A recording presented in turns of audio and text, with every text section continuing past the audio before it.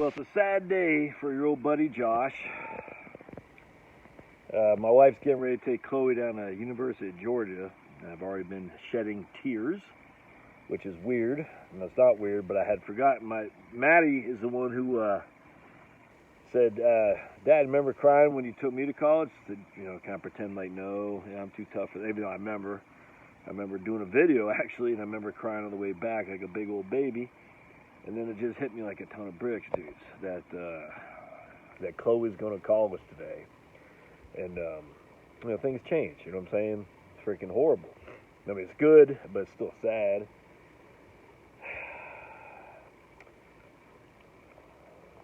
I said, thanks, Maddie, for reminding me. Because I was, like, completely oblivious to, I knew it was happening. It just didn't hit me until Maddie said that.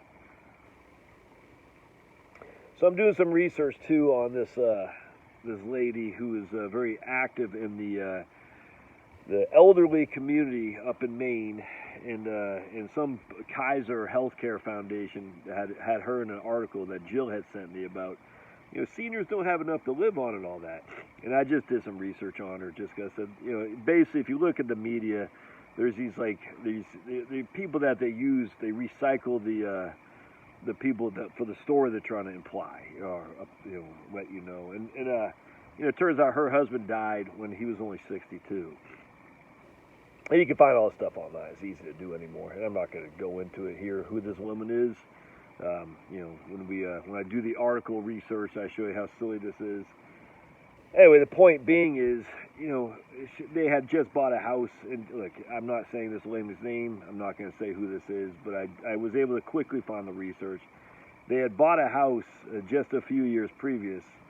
He was self-employed business owner, and I'm sure they weren't expecting his demise as quickly as it happened. But he quickly had some onset of cancer. Bladder cancer, it turns out, and that's the rest of the story. Literally 62 years old, and she's still alive and kicking. She's 80 now. You know what I'm saying? And I'm sure they did not plan, because they had moved from I think California is where they were. They moved to Maine to semi-retire. And I guarantee life threw them a curveball big time with his cancer. You know what I'm saying? And I don't even know what kind of health insurance he had, because if he was 62, he wasn't on Medicare. I don't know.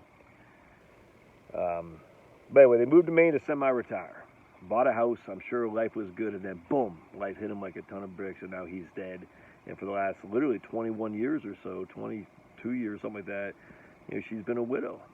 A young widow too. You know what I'm saying? If she's 80 now, that would mean she was about 60. Yeah, 58. So he was probably 4 years older than her. So she was in her late 50s when he died. And and she's trying to get by. You know what I'm saying? And it's just, she's making ends meet. It's gonna be tough, man. It's gonna be tough. Because, she has a house that's paid for, thankfully. She already took a reverse mortgage off on it in 2007. The house has grown. I wouldn't say substantial in value, but it's going to be tough.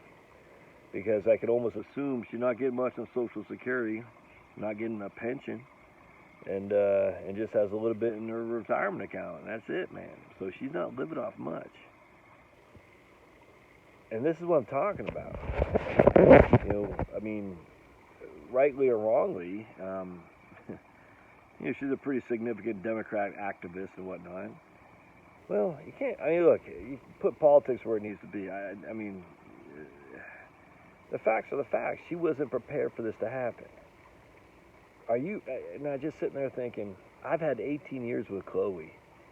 Hey, butterfly. And I knew this was going to happen. It still sucks. But imagine being a young widow of 58, 62. Your husband's self-employed. Hey, butterfly. I guarantee the reason she doesn't have that much in Social Security because he wasn't paying that much into Social Security taxes. So he basically left her without. At least she had a house that was paid for. But she would trade all that, I guarantee, to have her husband back. You know what I'm saying? All that. There's just no time to waste, man. You don't got time to waste. watching the butterflies in our butterfly bush over there. It's such a, I don't know what it means, but to work another day at some job you hate, under the assumption that you can retire and you'll enjoy it then, it's absurdity, man.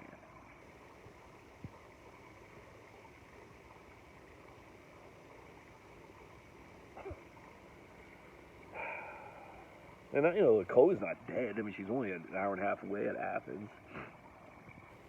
Maddie's not dead. She's only 45 minutes in Midtown. But you see them growing, and this becomes a time where they're not actively involved. They're like, we're going to go out to dinner tomorrow with Maddie for her birthday, and Chloe won't be here.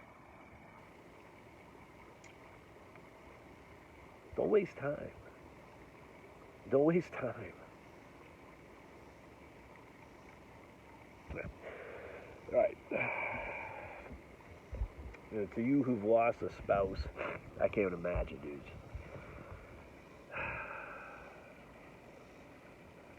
I can't imagine. Maybe if you've lost a spouse, you got some words of encouragement to other people to say, hey, I mean, I don't know what, I'm not telling you to say anything. I'm just saying, time, don't waste it. Maybe you can, I don't know. If you have something to say in the comments, I'd love to hear it. Maybe other people need to hear it.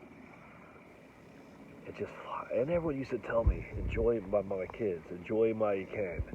I can't imagine what it's like to only have one kid, man. Enjoy him while you can. Aldous Huxley, I was reading about him today. He's worried about overpopulation as everybody else is. And he only had one kid. And can you imagine when that one kid goes off to school and you're like, dude, I can't imagine.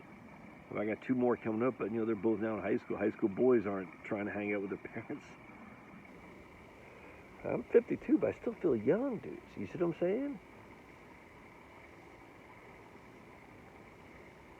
Yeah, but they always said, enjoy them while you can, because life, it flies. It does. All right, we'll see you. God bless.